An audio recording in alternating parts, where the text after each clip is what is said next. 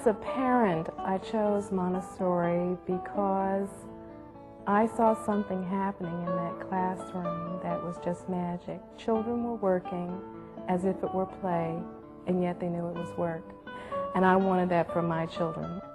When Maria Montessori first sat down and envisioned this, and it's coming about hopefully full circle, especially now that it's in the public schools, that it's good for everyone. It's a way, it's holistic, it's environmental.